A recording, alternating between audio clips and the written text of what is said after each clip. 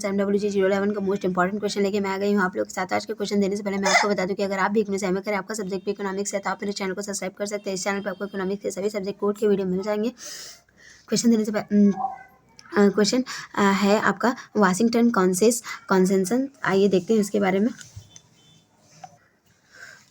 यहाँ पे the Washington consensus is a set of 10 economic policy prescription considered is constitute the standard reform package promoted of crisis worked developing countries by Washington DC based institutions such as the International Monetary Fund, IMF, World Bank as United States Department of the Treasury, and the term was first used in 1989 by English economic John Williamson. The prescriptions economics passed free market promoting policies such as areas in macroeconomics stabilization, economic opening with respect to both trade and investment, and the expansion of market force within the domestic economy.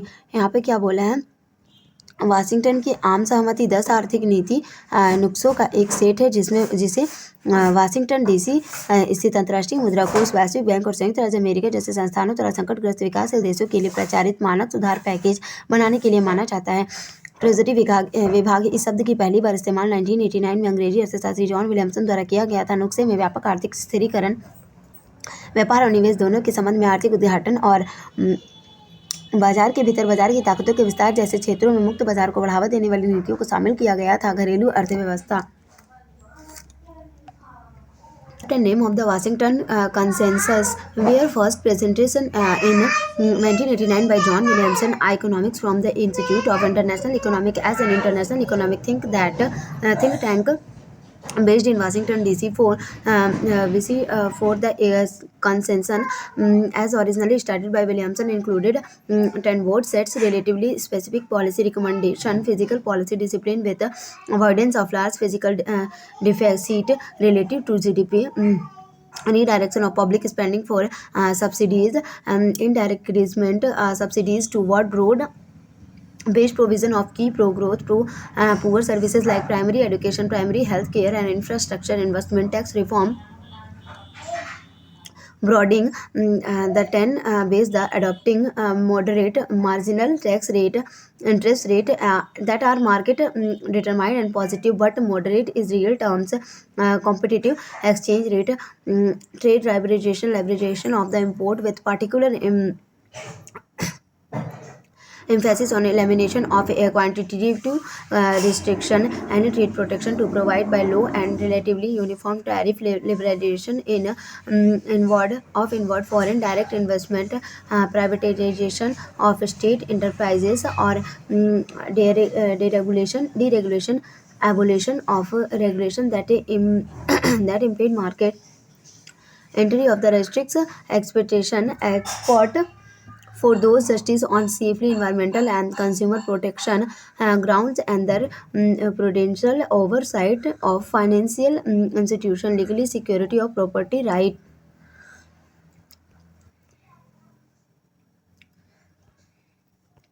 यहाँ पे देखेंगे कि Washington सहमति की अवधारणा और नाम पहली बार 1989 में जॉन विलियमसन द्वारा प्रस्तुत किया गया था, जो कि वाशिंगटन डीसी में स्थित एक अंतर्राष्ट्रीय आर्थिक think tank institute for international economic के एक अर्थशास्त्री है। मूल रूप से विलियमसन द्वारा बताई गई आम सहमति से अपेक्षाकृत वाशिंगटन नीति सिफारिशों के 10 व्यापक सेट शामिल थे।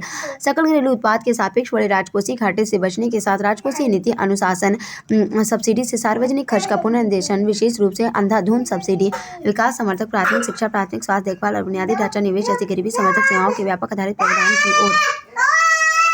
कर सुधार, कर आधार व्यापक बनाना और माध्यम सीमांत कर दरों को अपनाना, ब्याज दरें जो वास्तविक रूप से बाजार द्वारा निर्धारित और सकारात्मक है, प्रतिस्पर्धी विनिमय दरें, व्यापार द्वारा उदारीकरण, आयात का उदारीकरण, मात्रात्मक प्रतिबंधों, लाइसेंसिंग आदि के उन्मूलन पर विशेष जोर देने के साथ कम और अपेक्षाकृत समान टैरिफ द्वारा प्रदान की जाने वाली कोई भी व्यापार सुरक्षा, आवाक, विदेशी प्रत्यक्ष निवेश के उदारीकरण, राज्य उद्यमों का निजीकरण, अविनियमन, उन विनिमयों को समाप्त करना जो बाजार में प्रवेश को बाधित करते हैं, प्रतिस्पर्धा को प्रतिबंधित करते हैं, सुरक्षा, पर्यावरण और उपभोक्ता संरक्षण के आधार पर उचित और वित्तीय संसाधनों की विवेकपूर्ण निगरानी को छोड़कर संपत्ति के अधिकारों के लिए कानूनी सुरक्षा।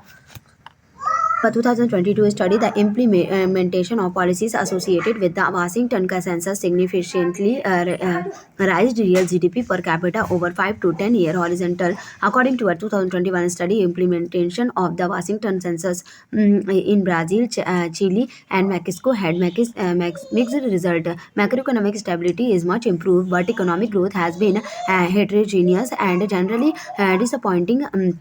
Despite improvement related to the 1980s, another 2021 study found that the implementation of the Washington Census in sub-Saharan Africa led to initial decline in per capita economic growth over the 1980 and the 1990, but notable increase in per capita real GDP growth in the post-2000 period. The study found that the ability of implemented pro-poor policies alongside market-oriented reform played a central role in successful policy performance. यहाँ पे बोला कि 2020 के एक अध्ययन के अनुसार Washington की सहमति से जुड़ी नीतियों के कार्यान्वयन से में 5 से 10 साल से क्षितिज में प्रति व्यक्ति वास्तविक सकल घरेलू उत्पाद में काफी वृद्धि की। 2021 में एक अध्ययन के अनुसार ब्राजील, चिली और मैक्सिको में वाशिंगटन सहमति के कार्यान्वयन के मिश्रित परिणाम थे। व्यापक आर्थिक स्थिति में बहुत सुधार हुआ, लेकिन 1980 के दशक के सापेक्ष सुधार के बावजूद आर्थिक विकास विषम और आमतौर पर निराशाजनक रहा। 2021 में एक अन्य अध्ययन में पाया गया कि उप सहारा अफ्रीका में वाशिंगटन सहमति के कार्यान्वयन से 1980 और 1990 के दशक में प्रति व्यक्ति आर्थिक विकास में प्रारंभिक गिरावट हुई, लेकिन 2000 के बाद अवधि में प्रति व्यक्ति वार्षिक जीडीपी वृद्धि में उल्लेखनीय वृद्धि हुई। अध्ययन में पाया गया कि बाजार उन्मुख सुधारों के साथ साथ गरीबी समर्थक नीतियों को लागू करने की क्षमता ने सफल नीति प्रदर्शन में केंद्रीय भूमिका निभाई है। अगर वीडियो अच्छी लगी हो तो प्लीज़ लाइक और सब्सक्राइब मेरे चैनल गाइस। मेरे चैनल का ग्रो बढ़ाने के लिए इसे आप शेयर भी कर सकते हैं। Thank you.